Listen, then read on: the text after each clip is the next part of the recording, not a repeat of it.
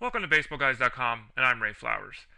Sad day today, January 11th, 2010. Cardinals hitting coach and home run all-time great Mark McGwire has admitted to steroid use. Don't normally do this, but I want to read from his statement, and here's the following quote. After all this time, I want to come clean. I was not in a position to do that 5 years ago in my congressional testimony, but now I feel an obligation to discuss this and to answer questions about it, unquote. McGwire came out and admitted that he took steroids.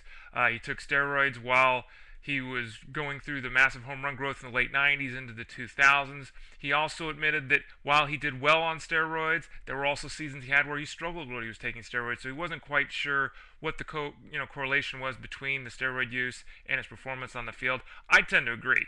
Some people forget this about McGwire. I think he only became Paul Bunyan late in his career. When Mark McGwire was a rookie, he was about 6'5", weighed about 220 pounds. He was not doing steroids at that point. Hit 49 home runs as a rookie. The man could have been an all-time great without touching anything. And that's the sad part here. Same thing with Barry Bonds. Same thing with Roger Clemens, if either of the two of them, as believed, also took performance-enhancing drugs. These players were all-time greats. And that's the sad thing. They did not need this extra boost, this extra help, these drugs to make them great players. Mark McGwire would have hit 450 home runs. 480-foot home runs are great, but 450 would have got the job done. As far as what happens with McGwire and his legacy, we have a history in the United States of forgiving people when they admit wrongdoing.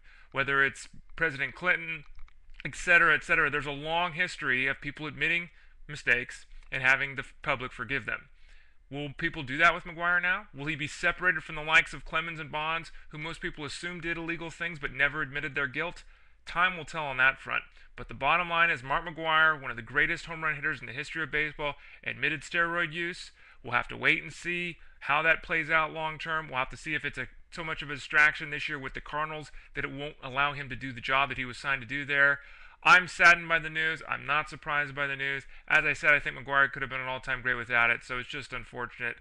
Hopefully, at some point, baseball will move on from this. We'll get back to the game we know and love and get back to discussing history, numbers, performances versus things that went on behind the scenes with syringes.